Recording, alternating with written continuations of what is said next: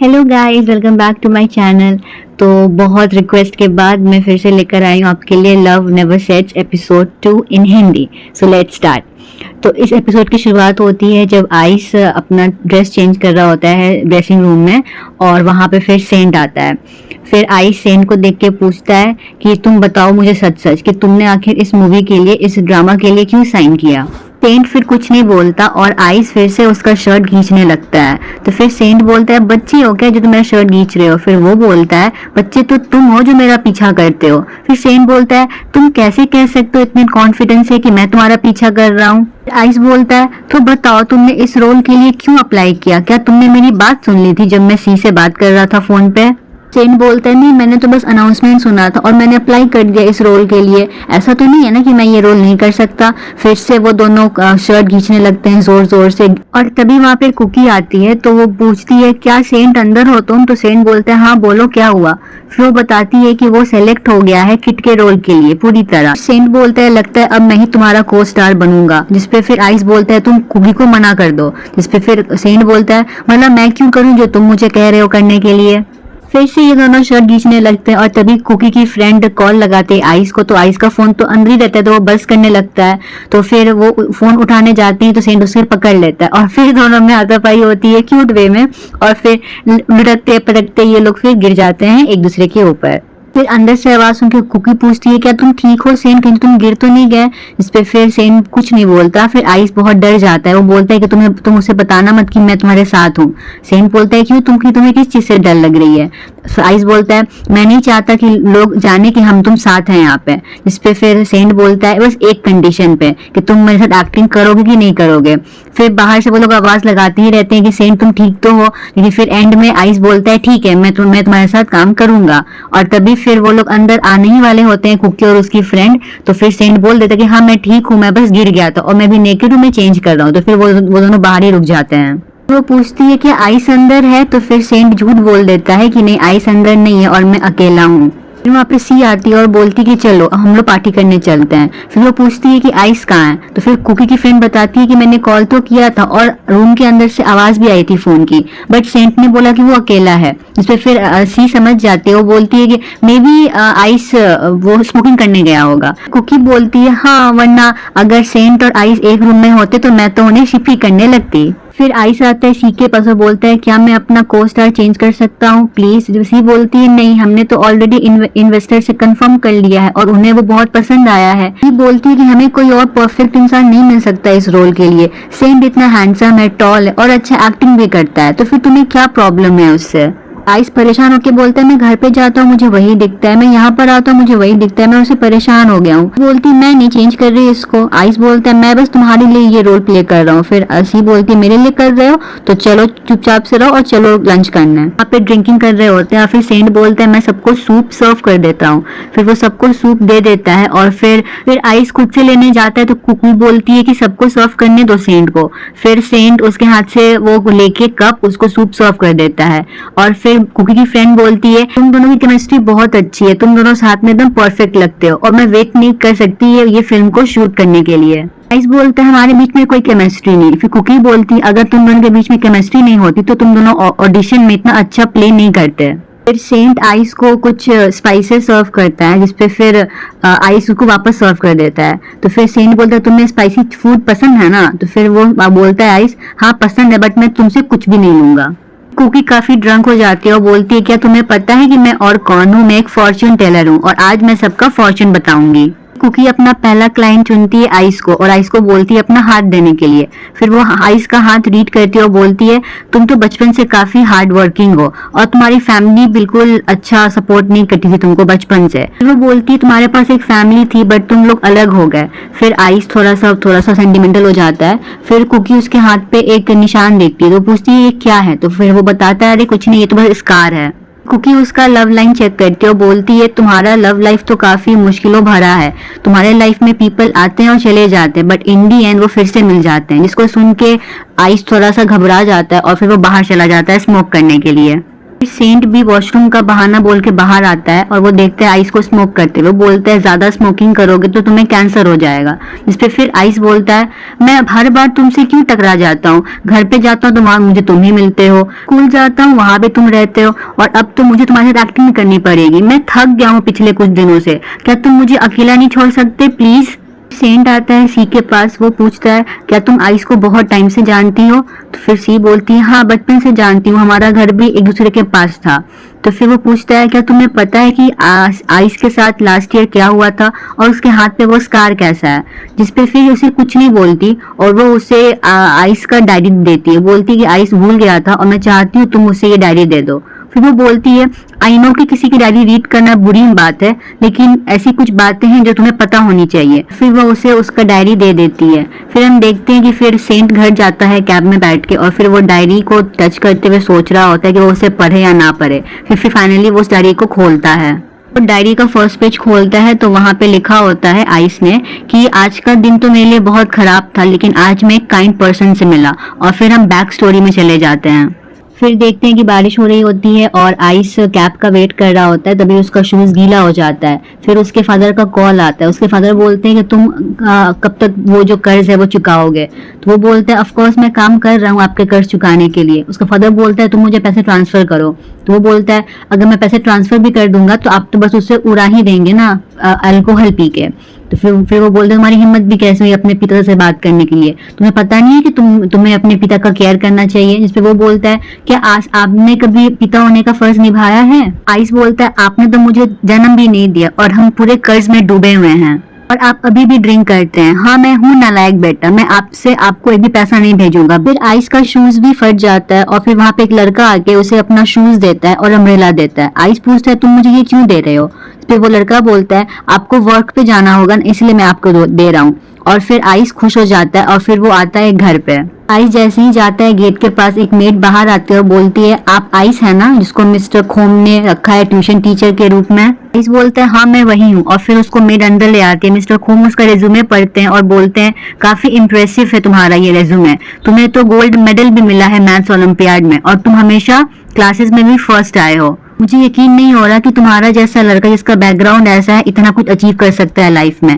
खैर मैं तुम्हें अपने बेटे के ट्यूशन टीचर के रूप में रख रहा हूँ। मैं चाहता हूँ कि मेरा बेटा बिजनेस में आगे बढ़े। पेमेंट की टेंशन मत लेना, तुम्हें जो चाहिए मैं तुम्हें वो दूंगा। फिर वो सेंट को बुलाते हैं और सेंट को देख के आइस चौंक जाता है। फिर वो बोलते हैं तुम्हारा यार ट्यूशन टीचर इसका नाम आइस है। फिर वो दोनों एक दूसरे को ग्रीट करते हैं। फिर कुछ मैथ्स के क्वेश्चन आइस देता है सेंट को सॉल्व करने के लिए और सेंट उसे पूरा सही सॉल्व कर लेता है। यहाँ पे आइस को डाउट होता है। फिर जब पेपर देता है सेंट को तो सेंट बोलता है मुझे पूरे मार्क्स आए, ऐसे कैसे हो सकता है। फिर वो अपना पेपर चेक करता है, बोलता है यहाँ देखो यहाँ आपने गलत करेक्शन किया, यहाँ पे साइंस अलग होंगे। फिर आइस बोलता है तो तुम्हें पता है कि इसको कैसे सॉल्व करते हैं। इस पे फिर सेंट बोलता है नहीं तो मुझे तो नहीं पता, मैं तो बस गेस कर रहा था, मुझे नहीं आते ये क्वेश्चंस। फिर आइस बोलता है तुम मुझे बता रहे हो कि या फिर मैं तुम्हारे डैड से बात करूं। बोलता है मुझे बिजनेस नहीं करना है और मेरे पापा इतने स्ट्रिक्ट है कि मैं उनसे कुछ बोल भी नहीं पाता हूँ। फिर वो रिक्वेस्ट करता है आइस से कि वो उसके डैड को कुछ ना बताए। जिसपे फिर आइस थोड़ा सा कंफ्यूज दिखता है और फिर सेंट बहुत क्यूटली उसका हाथ पकड़ लेता है। जैसे ही वो आइस का हाथ पकड़ता है आइस को बटरफ्लाईज आने लगती हैं और फिर वो बोलता है कि चलो ठीक है मैं नहीं बताऊंगा तुम्हारे डैड को। आइस पूछता है कि तुम्हें पढ़ना क्या है। तो वो बताता है कि मुझे कम्युनिकेशन आर्ट्स पढ़ना है। फिर वो आइस पूछता है ऐसा क्यों। तो वो बताता है सेंट कि जब वो छोटा था तो उसकी फैमिली की ज्यादा फोटोज नहीं है और वो एक फोटोग्राफर बनना चाहता है, क्योंकि अगर फ्यूचर में उसकी फैमिली हो या फिर जिसे वो प्यार करता हो तो वो उसकी बहुत सारी फोटोज लेगा। पूछते कि तुम्हें क्या बनना था आइस। तो आइस बताता है कि मुझे तो एक एक्टर बनना था बट मेरा फेस कैमरे पे बहुत फनी लगता है इसलिए मैंने एक्टिंग छोड़ दी। जिसपे फिर सेंट उसके पास आके देख के बोलता है कि तुम्हारा फेस तो कहीं से फनी नहीं लगता।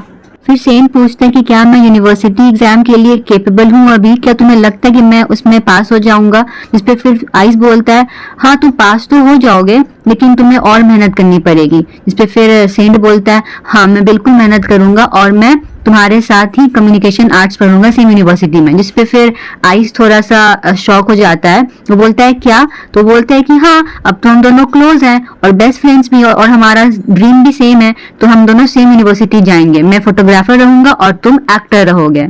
गार्डन का सीन होता है, वहाँ पे आइस रेड सनफ्लावर को ड्रॉ कर रहा होता है। सेंट पूछते हैं कि तुम्हें क्यों पसंद है रेड सनफ्लावर, तो आइस बोलता है कि शायद जब मैंने पहली बार उसे देखा था तो उसने मुझे अपनी तरफ आकर्षित कर लिया, वो मुझे सबसे अलग दिखा, मतलब उस सनफ्लावर के बारे में। इस पे सेंट बोलता है जैसे कि तुम। तो फिर आइस पूछता है क्या तुम मेरा मजाक उड़ा रहे हो, तो सेंट बोलता है कि नहीं, जब मैं भी तुमसे पहली बार मिला था तो तुमने भी मुझे अपनी तरफ आकर्षित कर लिया था, तुम मुझे सबसे अलग लगे थे। फिर सेंट आइस का फोटोज लेता है, वो बोलता है तुम भी एक सनफ्लावर के जैसे हो और स्माइल करो, और फिर वो बहुत सारी फोटोज क्लिक करता है। तभी वहां पे सेंट का फादर आ जाता है। फिर उसके फादर बोलते हैं तुम ये क्या कर रहे हो, क्या तुम अभी भी मेरे बेटे के ट्यूशन टीचर के रूप में काम कर रहे हो, अगली बार से सेंट को पढ़ाने के लिए मत आना। और फिर वो जाके वो रेड सनफ्लावर को तोड़ के फेंक देता है। फिर नेक्स्ट डे सेंट आता है तो फिर मेड बोलती है कि मिस्टर आइस अब यहाँ से आप चले जाइए। तभी वहां पे सेंट का फादर आता है, वो बोलता है क्या तुम सेंट से मिलने आए हो, तो आइस बोलता है कि हाँ मैं सेंट को कॉन्ग्रेचुलेशन बोलने आया हूँ। फिर वो फादर बोलता है तुम्हें तो पेमेंट ऑलरेडी ट्रांसफर हो गया है ना, अब तुम्हें कोई जरूरत नहीं है सेंट को पढ़ाने के लिए। सेंट अभी अपनी गर्लफ्रेंड के साथ है। सेंट ने कम्युनिकेशन आर्ट्स इसलिए चुना क्योंकि उसकी गर्लफ्रेंड भी उसी फील्ड में थी, और थैंक यू तुमने मेरे बेटे को पढ़ाया और उसने ये एग्जाम क्लियर कर लिया। अब कोई जरूरत नहीं है तुम्हें सेंट से मिलने के लिए, तुम यहाँ से जा सकते हो। और फिर आइस वो टेडी बेयर जो लाता है वो सेंट के लिए, वो जाके वो डस्टबिन में फेंक देता है। लेकिन फिर वो बाद में टेडी बेयर उठा लेता है और जो उसके गले में शैश था जिस पे लिखा हुआ था कॉन्ग्रेट सेंट, वो फेंक देता है। फिर बाद में वो शूज भी फेंक देता है। यहाँ आइस बहुत ज्यादा सैड दिखता है और वो खुद से बोल रहा होता है माइंड में कि वो जो रेड सनफ्लावर था जो उसने कहा था कि मेरे जैसा दिखता है, शायद मुझे पहले ही समझ जाना चाहिए था कि ऐसा सनफ्लावर सूरज के साथ रहने के काबिल नहीं है। इधर प्रेजेंट में डायरी पढ़ के सेंट काफी रिग्रेट फील कर रहा होता है, वो बहुत ज्यादा इमोशनल हो जाता है वो डायरी पढ़ते हुए। फिर यूनिवर्सिटी का सीन आता है, वहां पे प्रोफेसर बोल रहा होता है आइस से कि तुमने तो एग्जाम पास कर लिया, फिर तुम क्यों सैड हो। तो आइस बोलता है नहीं नहीं मैं ठीक हूँ, मुझे कोई दिक्कत नहीं है। फिर प्रोफेसर बोलता है तुम्हें कुछ भी प्रॉब्लम हो तो तुम मुझसे बिल्कुल बात कर सकते हो, हमें तो 4 साल साथ में रहना है, अगर तुम उदास हो तो मुझसे बात कर सकते हो। और फिर वो उसका शोल्डर रब करता है। आइस बताता है कि मुझे किसी ने बोला था कि वो मेरे साथ कम्युनिकेशन आर्ट्स पढ़ेगा, बट इन दी एंड उसने मुझे छोड़ दिया। तो प्रोफेसर बोलता है तो ये बात है। फिर वो बोलता है ज्यादा मत सोचो, लव कॉम्प्लिकेटेड होता है, जब मैं तुम्हारी एज का था तो मेरा तो हर दिन दिल टूटता था। जिस पे फिर आइस हंसने लगता है। फिर प्रोफेसर बोलता है ज्यादा मत सोचो, मैं जब भी नीड हो तुम मुझसे आके बात कर सकते हो। और बहुत ही वियर्ड वे में वो उसका शोल्डर रब करता है, मतलब बैड इंटेंशन से। फिर वो उसे वाटर देता है पीने के लिए, जिसे पी के आइस बेहोश हो जाता है और उसे प्रोफेसर एक रूम में ले आता है। बेसिकली वो उसका रिकॉर्डिंग कर रहा होता है और वहां पे वो उसका रेप करता है। जिसपे फिर जो आइस है वो अपनी डायरी में लिखा होता है कि ऐसा लगा मुझे उस दिन कि मेरी पूरी दुनिया ही खत्म हो गई, मैं पूरी तरह टूट चुका था और मैं बहुत गुस्सा था जो प्रोफेसर मिंट ने मेरे साथ किया। नेक्स्ट डे आइस यूनिवर्सिटी आके प्रोफेसर का कॉलर पकड़ लेता है और बोलता है तुमने मेरे साथ कल रात में क्या किया था, तुमने मुझे ड्रग किया, तुमने मेरा फायदा उठाया। आइस उसे काफी अब्यूज करता है और फिर तभी वहां पे प्रोफेसर की वाइफ आती है। उसे आइस बोलता है कि आपको पता भी है कि आपके हस्बैंड ने मेरे साथ क्या किया है। तो फिर इस पे उसकी वाइफ बोलती है तुम अपना मुंह बंद रखो, तुम एक फ्रेशमैन हो और तुम कैसे किसी एक प्रोफेसर को ब्लेम कर सकते हो, कोई इस बच्चे को यहाँ से बाहर निकालो। और तभी फिर से उन दोनों में हाथापाई होती है जिसमें उसकी वाइफ गिर जाती है और उसका मिसकैरेज हो जाता है। यूनिवर्सिटी का प्रेसिडेंट फिर आके बोलता है कि तुम जहां भी जाते हो वहां बस प्रॉब्लम ही क्रिएट करते हो, तुम सोचो एक बार कि क्या तुम सच में इस कॉलेज में रहने लायक हो। फिर आइस अपनी डायरी में लिखा होता है कि सेंट को गए हुए अभी बस 3 ही हफ्ता हुआ था और मैंने उसको काफी बार कोशिश भी कॉल करने की, लेकिन इस हादसे के बाद मैंने सोच लिया था कि मैं अब ये यूनिवर्सिटी छोड़ दूंगा और शायद मुझ जैसे लड़के के लिए ये ऐसे ही मेस्ड अप लाइफ में ही रहना सबसे बेस्ट होगा। इसे पढ़ के फिर सेंट बहुत इमोशनल हो जाता है और वो रोने लगता है। फिर आइस के घर पे 2 लोग आते हैं जो इसके फादर का फ्रेम तोड़ के वो बोलते हैं कि तुम्हारे फादर का लिया हुआ कर्जा कौन चुकाएगा, तुम्हारे फादर की डेथ हो गई, इसका मतलब ये नहीं कि तुम कर्ज से बच जाओगे। और फिर वो आइस को धक्का दे देता है जिससे आइस का हाथ उस शीशे पे लग के कट जाता है। फिर आइस बहुत बेग करके बोलता है कि प्लीज मुझे कुछ और टाइम दे दो, मैं तुम्हारे सारे पैसे चुका दूंगा, बस मुझे थोड़ा सा टाइम चाहिए। तो बोलता है तुम्हें पता भी है तुम्हारे फादर ने कितना कर्ज लिया है, शायद अगर तुम अपनी ये बॉडी बेच दो तब जाके तुम वो चुका पाओगे। मैंने तो सुना है कि तुम्हारा फोटोज और वीडियोस भी लीक हुआ था ना, शायद तुम अब इसी वे में चुका पाओगे हमारा कर्जा। आइस डायरी में लिखा होता है उस दिन के बाद से उन्होंने मुझे पॉर्न वीडियो शूट करने के लिए फोर्स करा। सोच रहा था कि शायद मेरा इस दुनिया से चला जाना ही सबसे बेस्ट ऑप्शन होगा। जिसको पढ़ के फिर सेंट काफी इमोशनल हो जाता है, वो रोने भी लगता है और फिर एंड में वो डायरी क्लोज कर देता है। फिर सेंट आइस के रूम में आके वो डायरी रख देता है और काफी इमोशनल रहता है वो उस टाइम पे। वो से आइस को देख रहा होता है जो सो रहा होता है और फिर कुछ देर बाद वो चला जाता है। फिर हम देखते हैं यहाँ पे लैनी आती है एक रेस्टोरेंट में, वहाँ पे वो सी को देखती है अकेले बैठे हुए। फिर वो पूछती है कि मैं यहाँ के बैठ सकती हूँ। फिर वो दोनों बात करती है। लैनी बोलती है कि जो वो फिल्म पे काम कर रही है सी, वो बहुत ही अच्छी फिल्म है, काफी मोटिवेटेड फील करती है। वो बताती है कि जब भी सी बात करती है फिल्म के बारे में हमेशा उसकी आइस चमक उठती है, बट आज कुछ ऐसा कुछ लग नहीं रहा है। जिसपे फिर सी बोलती है तुम्हें कैसे पता कि मुझे इतना शौक है फिल्म बनाने का। फिर लैनी बोलती है मैंने तुम्हें काफी टाइम से नोटिस किया है, जब तुम यूनिवर्सिटी में थी तभी से। लैनी बोलती है अगर तुम्हें किसी चीज का स्ट्रेस है तो तुम मुझसे बिल्कुल शेयर कर सकती हो, मैं तुम्हें जज नहीं करूंगी। फिर सी बताती कि कैसे उसकी गर्लफ्रेंड ने उसे झूठ बोल दिया और फिर वो अपने बॉयफ्रेंड के साथ भाग गई। लैनी पूछती क्या तुम इस रेस्टोरेंट में अक्सर आती हो? सी बोलती है नहीं, मैं अक्सर शांत जगह प्रेफर करती हूँ। फिर सी बोलती है कि उसे बीच पसंद है, तो फिर लैनी उसको बीच पे ले आती है और फिर वहाँ पे दोनों रोमांटिक हो रहे होते हैं। फिर लैनी पूछती है कि तुम्हें सी क्यों पसंद है? ये मत बोलना कि तुम्हारा नाम सी है इस वजह से। जिसपे फिर सी बोलती है नहीं, मुझे सी इसलिए पसंद है क्योंकि ये मुझे बहुत ही काम फील कराता है। लैनी बताती है कि उसे भी सी पसंद है, बट पहले उसे मॉमेट पसंद थी। जिसपे फिर सी बोलती है इसलिए तुम्हारे पास मॉमेट वाली की चेन है। तो फिर लैनी सी को मॉमेट वाली की चेन दे देती है और बोलती है मुझे सी भी बहुत पसंद है क्योंकि वो बहुत ब्यूटीफुल है। ये दोनों काफी रोमांटिक हो रहे होते हैं और फिर ये दोनों किस करते हैं। और आई एम श्योर कि जो मेरी ऑडियंस है उसको BL देखना है, GL नहीं, इसलिए मैं ज्यादा इन लोग के बारे में डेप्थ में नहीं जाऊंगी वीडियोस में। फिर वहाँ पे केटी आती है वो स्क्रिप्ट लेके। वो बोलती है आइस को कि सी ने ये स्क्रिप्ट भेजा है तुम्हारे लिए और सेंट के लिए। तो वो आइस को वो स्क्रिप्ट दे देती है। फिर बोलती है तुम्हारा रूम नंबर क्या है? तो वो बोलता है 803। तो फिर वो बोलती है ओ माय गॉड, सेंट का भी तो रूम सेम ही है, ये मत बोलना कि तुम दोनों साथ में रहते हो। जिसपे फिर वो जो थी मीना रिसेप्शनिस्ट, वो कोई ड्रामा देख रही होती है, लेकिन एक्चुअली में वो इन लोगों का बात सुन रही होती है। तो वो बोलती है दूसरों की प्राइवेट लाइफ में मत घुसा करो, प्राइवेसी मैटर्स। फिर वो किटी को देख के बोलती है ओ सॉरी मैं तो सीरीज देख रही थी और मैं ज्यादा ही उसमें घुस गई थी। आइस बोलता है तुम ये स्क्रिप्ट दे दो, मैं सेंट को दे दूंगा। और फिर आइस चला जाता है। केटी फिर बोलती है मैं ये बात जाके बताऊंगी कुकी को। जिसपे फिर मीना बोलती है इतने दूसरों के मामले में टांग अड़ाना नहीं छोड़ा। फिर वो बोलती है ओ सॉरी मैं तो अपने डॉल से बात कर रही थी जो कि उसके ड्रामा में थी। फिर आइस आके सेंट को स्क्रिप्ट देता है, जिसपे फिर सेंट बोलता है क्या हम साथ में नहीं बैठ के प्रैक्टिस कर सकते? जिसपे फिर आइस बैठ जाता है। फिर आइस बोलता है कि चलो पहले हम लोग कैरेक्टर्स के ड्राइव को जानते हैं। फिर इस पे सेंट बोलता है वो क्या होता है? आइस बोलता है तुम्हें ये भी नहीं पता और तुम एक्टिंग करने आए हो। फिर वो बताता है कि ड्राइव मतलब वो इनर मोटिवेशन कैरेक्टर का जो उसे एक्टिंग करने के लिए हेल्प करता है। जैसे कि अगर किसी को बचपन से ही बहुत बांध के स्ट्रिक्ट फैमिली में रखा गया हो तो वो क्या क्रेव करेगा? वो फ्रीडम क्रेव करेगा। तो ऐसे ही जो इनर मोटिवेशन है जो एक एक्टर को हेल्प करता है एक्ट करने के लिए। राइस पूछता है तो तुम्हें क्या लगता है जो कैरेक्टर किट है उसको सबसे ज्यादा क्या चाहिए होगा? जिसपे फिर सेंट बताता है कि वो शायद सिन को दोबारा हैप्पी देखना चाहता है। फिर सेंट पूछता है सिन का क्या?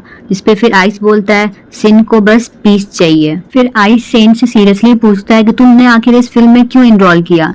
जिसपे फिर सेंट बताता है कि मैं इस बार चाहता हूँ कि मैंने जो लास्ट टाइम गलतियां की थी वो सब मैं इस बार सही कर सकूं। और फिर तभी वहाँ पे सेंट के फादर का कॉल आ जाता है। फिर वो बात करता है, उसका फादर बोलता है तुम ठीक तो हो, तुम्हारी पढ़ाई कैसी चल रही है, ये सब बात पूछता है। उसके बाद बोलते हैं मैंने सुना है कि वो जो था ट्यूशन वाला टीचर वो फिर से यूनिवर्सिटी में आ गया है, तुम उसके साथ कहीं मिल तो नहीं गए हो? जिसपे फिर सेंट देखता है आइस को और फिर बोलता है कि नहीं मैं नहीं मिला उससे और मैं आगे भी उससे नहीं इन्वॉल्व रहूंगा। ये सुन के आइस जाने लगता है। तभी उसे सेंट रोक के बोलता है कि हम आगे डिस्कस नहीं करेंगे कैरेक्टर्स के बारे में। तो आइस बोलता है तुम तो ऑलरेडी एक्टर हो, मुझे समझ में नहीं आ रहा तुम्हारे दिमाग में क्या चल रहा है। तुम मुझसे कुछ और बोलते हो, अपने फ्रेंड से कुछ और ही बोलते हो और अपने डैड से कुछ और ही बोलते हो। तुम थकते नहीं अपनी स्टोरी को बदलते बदलते। बोलता है तुमने कहा था ना कि तुम चीजों को सही करोगे इस बार, लेकिन तुम क्या कर रहे हो? बस मेरे फोटोज और वीडियोस को लीक होते हुए देख रहे हो प्रैंक समझ के।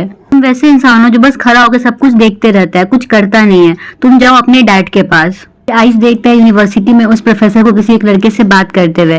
वो लड़का बोलता है मुझे डाउट है। तो प्रोफेसर बोलता है अगर तुम्हें कोई भी डाउट है तो तुम मुझे ऑफिस आ सकते हो और मैं तुम्हें रात भर ट्यूशन दूंगा। जिसको देख के आइस बहुत गुस्सा हो जाता है और वो अंदर चला जाता है प्रोफेसर को मारने के लिए। और यहीं पे हमारा एपिसोड खत्म होता है। नेक्स्ट एपिसोड देखने के लिए आपको मेरे इस न्यू चैनल को सब्सक्राइब करना होगा, लाइक और कमेंट करना होगा। तब तक के लिए स्टे ट्यून्ड, बाय बाय।